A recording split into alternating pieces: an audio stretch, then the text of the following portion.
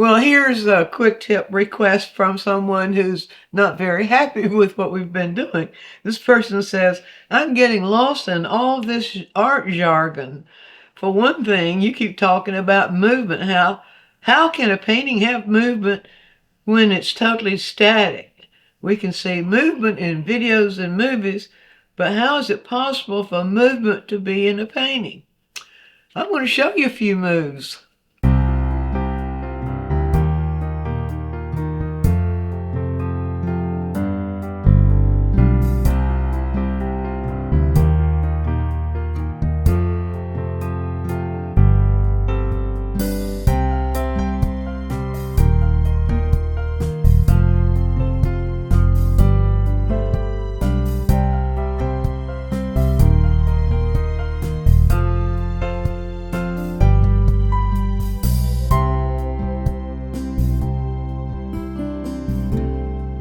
Well, you're right. There is no real physical movement.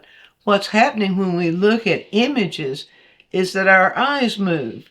So when we refer to movement in a painting or in a photograph, we're referring to how our eyes are responding to what's there. So I'm going to explain to you how that works. I might have mentioned this in some other quick tips, but let's just address this as movement in painting.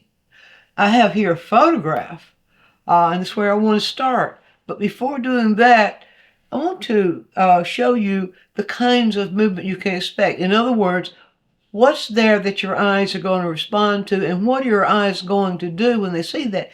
We don't really have an awareness of all the movement that our eyes are making when they look at images.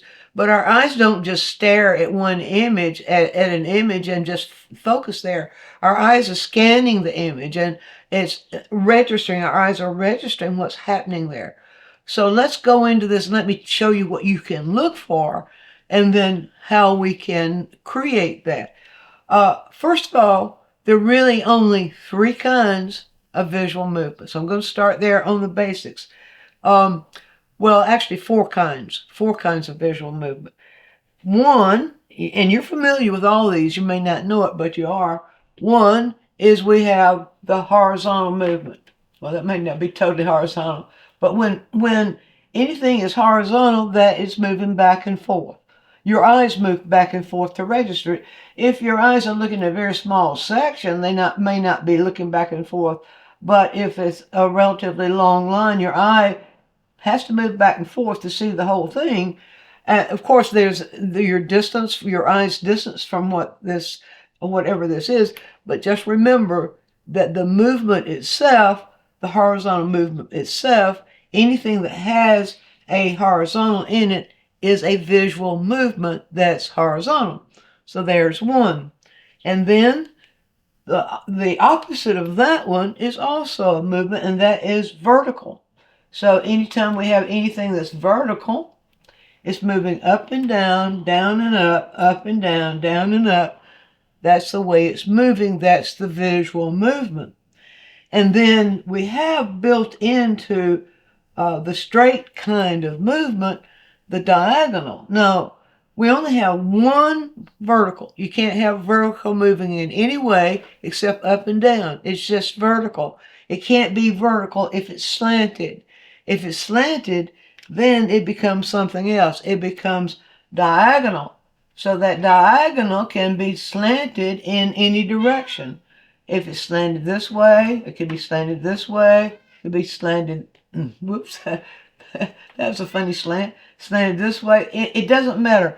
If you think about an analog clock and all the numbers except for 12, 6, 9, and 3, everything else on the clock where the hand of the clock connects in the center and then points out, every other direction is a diagonal except vertical and horizontal. So we have those three kinds of movement that images can take. And then we have one other, and that is the circular movement. And that could be any kind of circular movement. It could be moving in any direction. It could be a total circle. It could be an oval. It could be a partial circle that's in the shape of a C or a backwards C. Oh, you've probably heard of an S movement. So any kind of circle. So we have the combination of those that create the images that we have. All images have visual movement, and we can search those images then to find out what the visual movement is. So let's go through a few, and we'll just use that fox. Now, a lot of times people just look at an image and call it what it is, and they don't think about the things that make it look the way it does. But when you learn to see visual movement and learn then to include visual movement in your work, you'll see it becomes a lot more lively. So one way to explore, to discover visual movement is simply take either your finger. I'll just use my finger here since most of us have fingers, I suppose. Um, and look at this fox now. You can already see the obvious here. And that is that there's circular movement. There's circular movement goes around the edge of his body here, the way he's turned. There's circular movement that comes around the tail, on both sides of the tail, the way it's turned there. So we have almost a complete circle of movement created by the way, the direction the fox is in, or the position the fox is in. And we know that animals will take all kinds of positions. So just discovering the different kinds of movement you see there is one way of helping you to see the image and to create the image in your paintings. But the circle is not the only image looking just at the fox there. We also have a diagonal in this direction that from here to here, the direction that his neck is taking is a diagonal. And the direction that his head is taking is this diagonal. And then we have a horizontal right here, a horizontal right here. Do we have any verticals? That's a horizontal, I mean vertical. We have vertical right here. We have a vertical right here. We have the feeling of vertical in the direction the ears are pointed, although the sides of the ears are more diagonal. So we have those two ways that we see movement. One way is what the actual edge is doing, the movements being created by the actual edge of an image, and the other is the directional movement that goes through the image, like this and like this. And we can also see now, it's obvious, isn't it? If you look at the grasses here, we see diagonal, we see a combination of diagonal and curve. Now you'll notice that curves will curve sometimes in a diagonal, or sometimes they will curve sort of towards a vertical and towards a horizontal. So I don't get too deep into that. Let's just understand the basic concept first.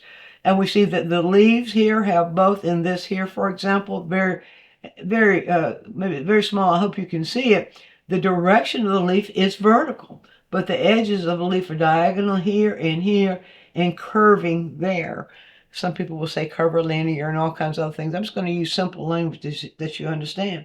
So any image that you have, both the background of the image or the surroundings of the image and the image itself, if you discover those basic movements that are in there and you make those with your brush, that goes a long way toward helping you get a lively painting interpretation of whatever subject that you're trying to paint. So you see there what I mean by visual movement. Now, I've got a couple of paintings here, and I want to show you the visual movement that we see in these paintings. Artists take great care, master artists take great care that the visual movement that's in a painting is guiding the eye. And that's what we use visual movement to do. One thing, we use visual movement to give life to the painting, life to the image, and also to guide the eye. What we're trying to do when we guide the eye is to keep the eye within the painting. And so what I want you to notice here, now this is a painting by Bierstadt, who was a luminous painter of the Hudson River School. So you can look him up and you see lots of these patterns.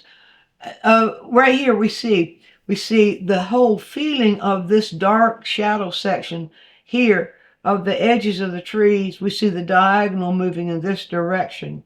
And then of the rock we see over here, we see a diagonal, basic diagonal moving in this direction. But look at the other movement that he's used in the painting itself. We've got that horizontal right here.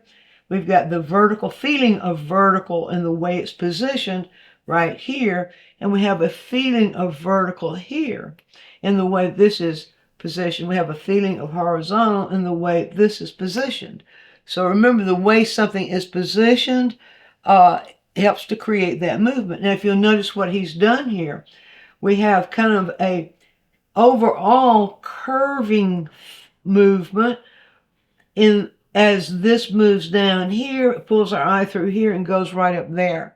And you see that echoed here on the edges within the sky itself. Now, those are not the only visual movements, but those are the major visual movements.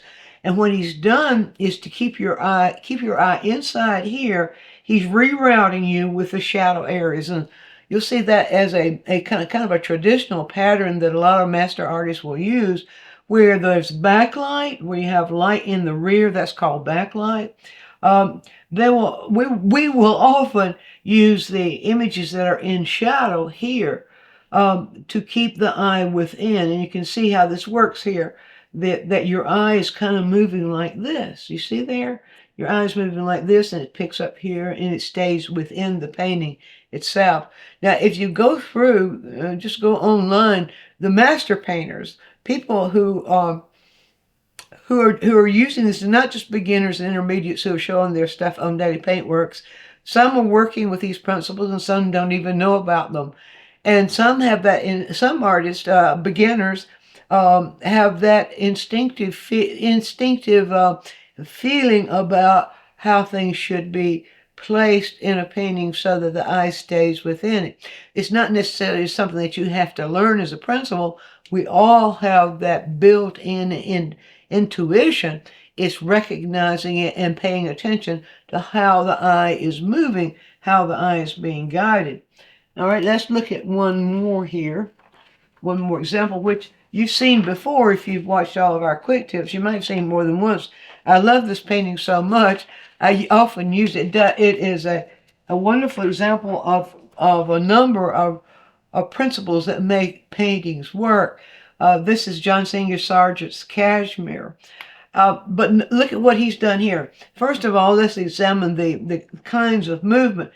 We've got these individual vertical movements. You see here the way the figures are positioned.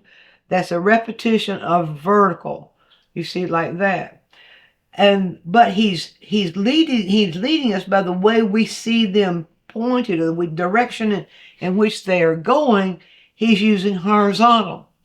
So he's using vertical and horizontal there. And then within all that, you find these little curvilinear things. You find lots of diagonals. And he's using those diagonals to give life to the images and also to describe what the various images are, like these shawls or tops or whatever you call them that are on the women. The way a face is turned will often create a movement, one kind of movement.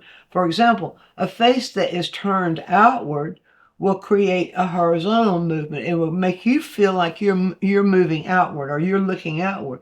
A face that's looking towards you will just create a static movement, more or less vertical, because the face is aligned the way from the head through the nose to the mouth and the chin are aligned in a face is a vertical. And so that creates that sense of vertical when a face is looking directly at you. Also, I don't have an example of this, but you've seen it many, many times.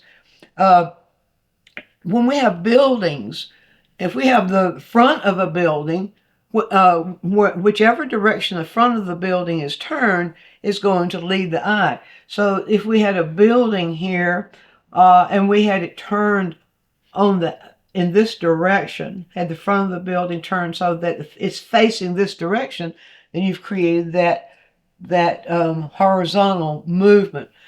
So that's the basic lesson in visual movement, how visual movement is created. Now, artists will use it. Master artists love to use the visual movement. And many times you'll see a movement that, say, if you've got a diagonal moving in this direction, you will also see another diagonal moving in that direction. And that's called counter movement, when two opposite movements are present, one this way and one this way. And also vertical and horizontal are a movement and counter movement.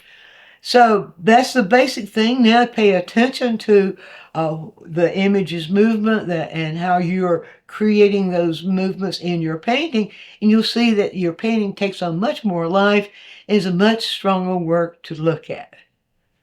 Be sure and view all of our quick tips. And while you're doing so, subscribe to the channel, click on the bell so you'll always get a notice when we produce a new quick tip, which is every week. And if you have a question, leave it in the comments section and we'll make a quick tip for you. Also, take a trip over to DianneMize.com where I have full-length lessons, downloads, DVDs, lots of other stuff there, some free stuff for you. And while you're there, you can subscribe to the newsletter, and that way you'll always be informed every time we do something new.